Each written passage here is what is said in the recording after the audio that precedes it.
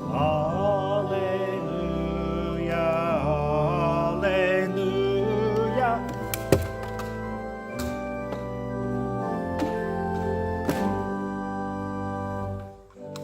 Lord, to whom shall we go? You have the words of eternal life.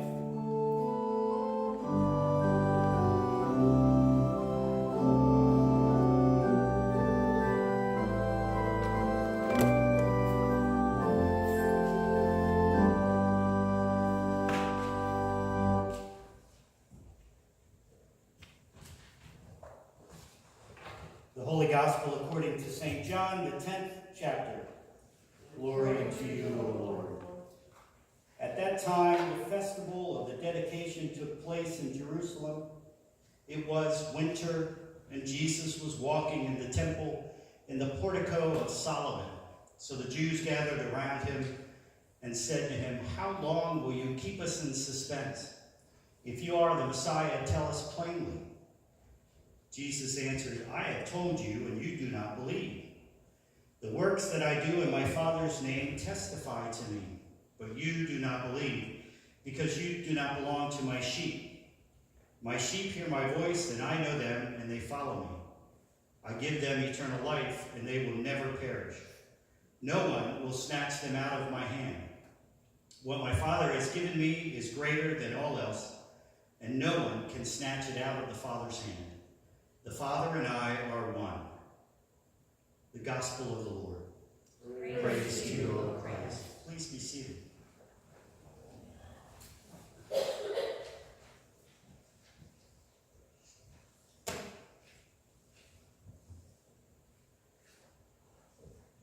So let me ask you, what really annoys you? There has to be something or someone that just really annoys you. Let me share some of the things that annoy me. The person in the line ahead of you at Starbucks that orders 6 drinks, right?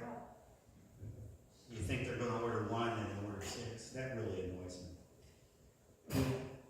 When there are 12 lines at the grocery store and only 2 of them are staffed. Right? Amen. Thank you. How about when there's 5 people behind the counter at the gas station and only 1 of them is interested in running a register? Right? That really annoys me. Finally, it really annoys me when pastors share lists of things that annoy them. That really annoys me. The gospel lesson we have today comes to us from the 10th chapter of John. John is being very specific in this reading. We know what time of the year it is. We know kind of what the weather's like. We're told it's during the festival of Hanukkah, the festival of dedication. Jesus is walking in the portico of Solomon in the temple. It's winter. And it's at this time some of the Jews come to confront Jesus and say, "Hey, Jesus, how long are you going to continue to annoy us?" So let me ask you a question. Do you think Jesus can really be annoying sometimes? Do you think Jesus can be annoying? Certainly some of the Jews thought so. Here it is, as I said, it's the festival of Hanukkah. It's a very important festival rooted in the history of Israel. And just a brief history lesson. In 167 BCE, the Syrian king Antiochus Epiphanes built an altar. The Syrians had conquered the area of Jerusalem, and the king Antiochus Epiphanes built an altar to his God in the temple in Jerusalem. 2 years later, in the Maccabean revolt, Judas Maccabeus and his brother, they revolted against the Syrians. They regained control of the temple. So Hanukkah is the celebration of this victory, the celebration of the 8-day rededication of the temple, celebrated with the lighting of candles and the lighting of lamps and plenty of rejoicing. But it's during this time, during this festival, that these Jews confront Jesus. Now, we have to talk about who are these Jews that the Gospel of John talks about. Because, after all, Jesus was a Jew, his disciples were Jews. Why single out these people? Well, these Jews that John is talking about are certain Jews. They're the aristocracy. They're the people of privilege. They're the people in authority. So most likely they're the Pharisees and the Sadducees. These are the ones that are most annoyed with Jesus and his teaching. Now, you might point out in your text that your reading doesn't say that the Jews say, hey, Jesus, how long are you going to annoy us? Your text probably says, how long will you keep us in suspense? Now, I use a differing translation because this accusation against Jesus seems to be a local idiom. It's an idiomatic phrase that is familiar to the people of the first century, not so familiar to us. You know, in 21st century America terms, it would be like someone coming to say, hey, Jesus, you better hold your tongue because you make me so mad. Now, we're not telling Jesus to reach into his mouth and grab his tongue with his fingers, right? It's an idiomatic phrase. It's the same with this phrase. It doesn't mean so much, how long will you keep us in suspense? But they're just saying, Jesus, you really annoy us. It would have been understood in the first century Palestine context. So it seems that Jesus' presence, his sphere of influence in the lives of the people of the Jews, in the lives of the people celebrating at the temple, his presence was not only annoying, it was really threatening to them. So perhaps we understand why Jesus seems a little annoyed when he responds to their question. I mean, besides the fact that it's winter, Jesus is probably hoping to scoot through the Portico of Solomon so he get to someplace warm. He's just a little angry. You can hear it almost in his response. He says, I have told you I am the Messiah, but you do not believe.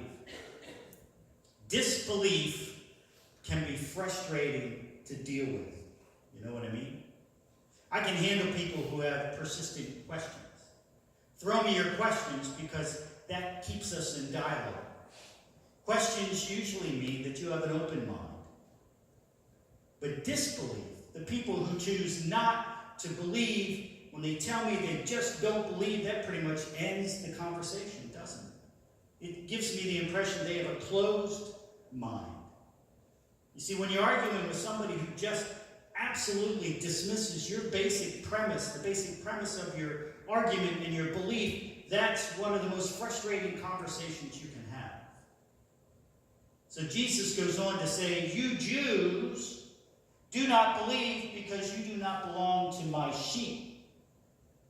In other words, Jesus has already begun to establish his own flock of believers and followers.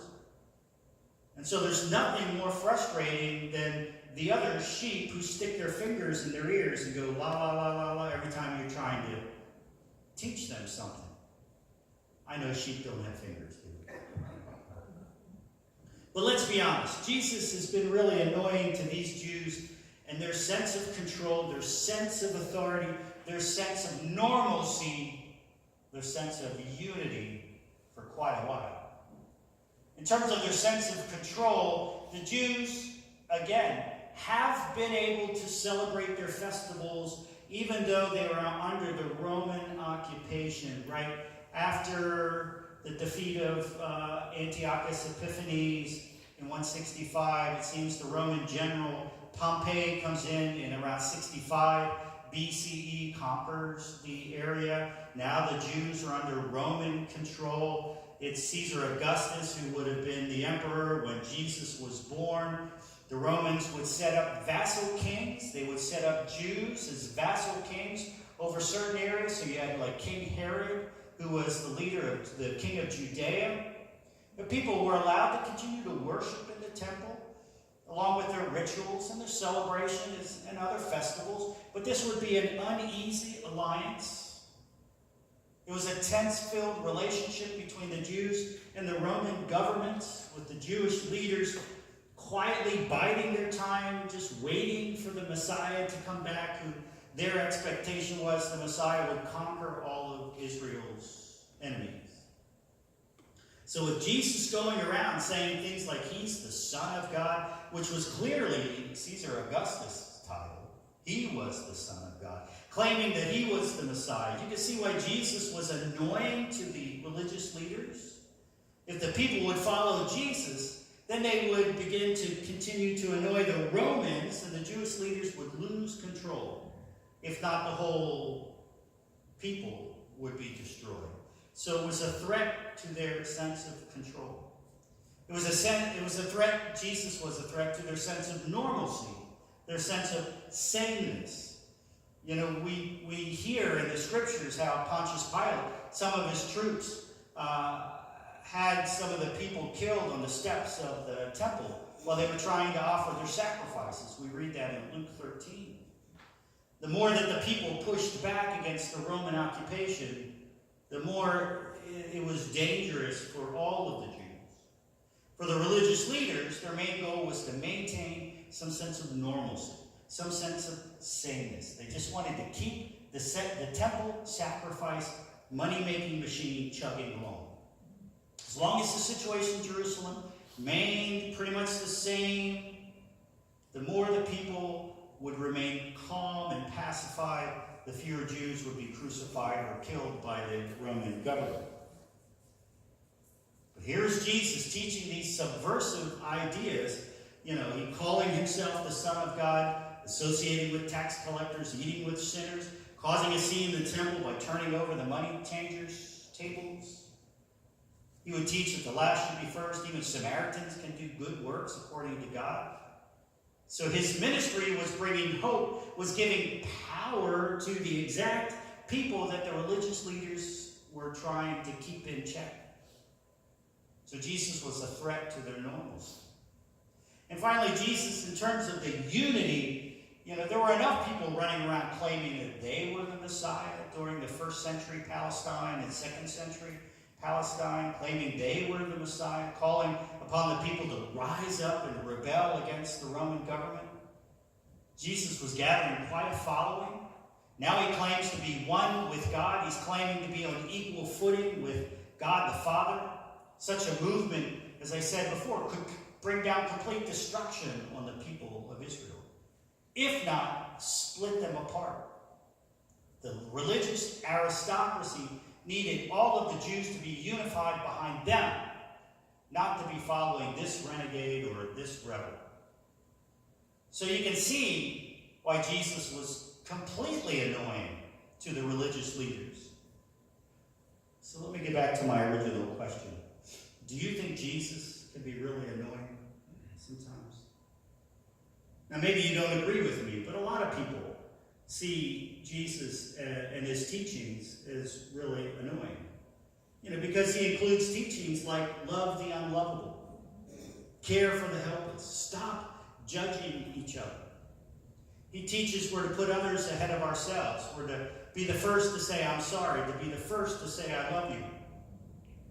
And most annoying, Jesus says we're to come to church on a regular basis and become part of Jesus' flock. And then we're supposed to invite others to come with us. Certainly Jesus has cause to be annoyed with you and me, with our refusal to love like he wants us to love and to forgive like he commands, and our refusal to put others first and ourselves last. And yet, even though we don't always follow like we should, Jesus still loves us when we ignore opportunities to follow his teachings, to serve when those opportunities arrive, even to listen to his voice when he's calling to us. Jesus still loves us even when we do not worship as we should, we do not study the word as frequently as we should. He still loves us even when we refuse his love and forgiveness and grace and mercy. And why do we refuse to listen and to act and to follow?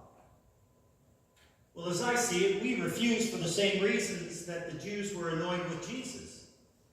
You know, when we follow Jesus, when we really follow him like we should, we have to give him control over our lives.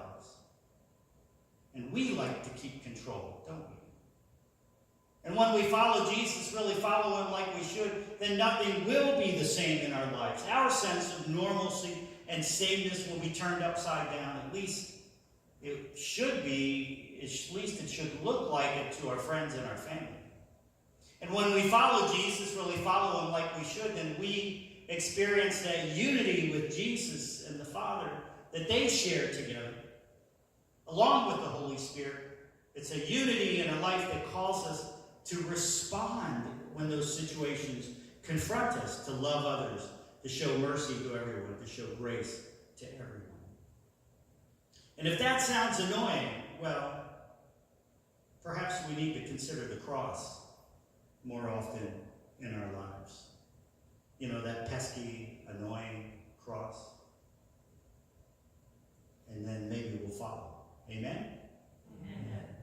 Amen. Well, have no fear, little flock. That is number 764 in your Cranberry hymnal. We'll sing verse 1 and 4. Verse 1 and verse 4. First and last. Alpha, Omega.